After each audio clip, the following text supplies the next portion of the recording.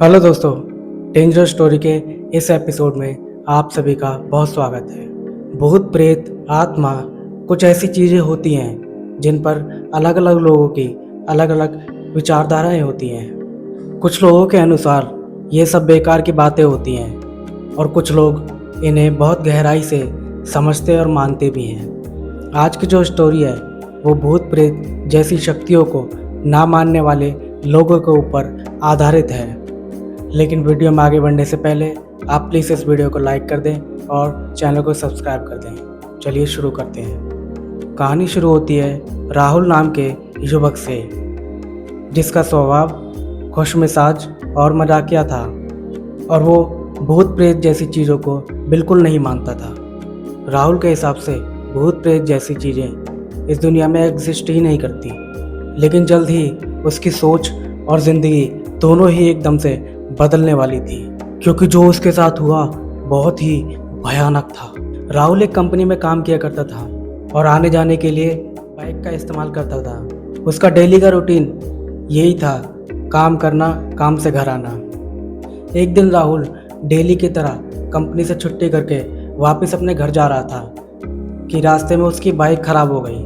उसने ठीक करने की बहुत कोशिश की लेकिन ठीक नहीं हुई। थोड़ी देर बाद राहुल ने बाइक को एक सुरक्षित जगह खड़ी कर दिया और उसने सोचा बाकी का सफ़र मैं बस से तय करता हूँ, और बस स्टैंड की तरफ जाने लगा। बस स्टैंड पहुंचकर उसने देखा कि आसपास कोई नहीं है, सिर्फ एक साधु संत महात्मा सा बैठा हुआ है। थोड़ी देर बाद राहुल ने बस के बारे में उस साधु से पूछना शुरू कर दिया कि कितने बजे बस आती है। साधु ने कहा कि 1 घंटे बाद एक बस आएगी। थोड़ी देर बाद राहुल और साधु की बातचीत होने लगी। बातचीत इतनी बढ़ गई कि राहुल और साधु दोनों ही बातों बातों में भूत प्रेत जैसे टॉपिक पर बातचीत करने लगे। एक तरफ राहुल भूत प्रेत जैसी चीज़ों को मानने से इनकार कर रहा था और दूसरी तरफ साधु इन्हें सत्य होने का दावा कर रहा था। धीरे धीरे बातचीत बहस में बदल गई। राहुल ने साधु से कुछ ऐसी बात कह दी जो उसे बुरा लग गया। तभी साधु ने कहा कि मैं कोई साधारण साधु नहीं हूँ, बल्कि मैं एक अघोरी साधु हूँ और मैंने कई रिद्धियाँ सिद्धियाँ प्राप्त की हुई है। साथ ही ये भी कहा कि मैं आत्माओं के बीच रहता हूँ, उनसे बातचीत भी करता हूँ। राहुल ये सारी बातें सुनकर साधु का मजाक बनाने लगा। फिर साधु ने कहा कि मैं तुम्हें इस चीज़ का प्रमाण भी दे सकता हूँ, लेकिन तुम्हें मेरे साथ शमशान घाट में चलना होगा। राहुल ने थोड़ा भी नहीं सोचा और साधु के साथ शमशान घाट जाने के लिए तैयार हो गया। थोड़ी देर बाद ये दोनों शमशान घाट पहुंच गए। साधु ने राहुल को एक जगह बैठ जाने को कहा और अपना तंत्र मंत्र का सेटअप बिठाने लगा। साधु ने ज़मीन में एक लकड़ी गाड़ी और उस लकड़ी में एक तरफ से 10 फुट की रस्सी बांध दी। रस्सी का दूसरा सिरा राहुल के हाथ में दे दिया और कहा, और अब चाहे कुछ भी हो जाए, इस रस्सी को तुम्हें बिल्कुल नहीं छोड़ना है।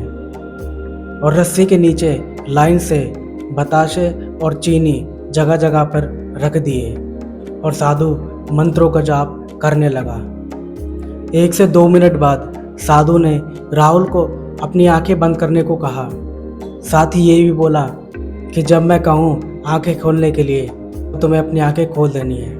थोड़ी देर तक मंत्रों को जाप करने के बाद साधु ने राहुल को अपनी आंखें खोलने को कहा और जैसे ही राहुल ने अपनी आंखें खोली, उसकी आंखें फटी की फटी रह गई। राहुल ने देखा जो बताशे और चीनी रखी हुई हैं उन्हें कई सारे भूत मिलकर खा रहे हैं। राहुल ये सब देखकर बहुत ही डर गया। साधु ने बताया कि ये सभी आत्माएं शमशान घाट में मरने के दौरान लाई गई थी। दूसरी ओर राहुल इतना ज़्यादा डर गया कि उसने रस्सी फेंक दी और शमशान घाट से बाहर की ओर भागने लगा। भागते भागते उसे ये महसूस हो रहा था कि उसका कोई पीछा कर रहा है। जैसे तैसे वो अपने घर पहुंचा। घर पहुंचकर राहुल ने अपने माता पिता को जो कुछ उसके साथ हुआ वो सब कुछ बताना शुरू कर दिया। राहुल के माता पिता ने राहुल को संभाला और उसे आश्वासन दिया कि सब कुछ ठीक हो जाएगा। थोड़ी देर बाद राहुल सोने चला गया।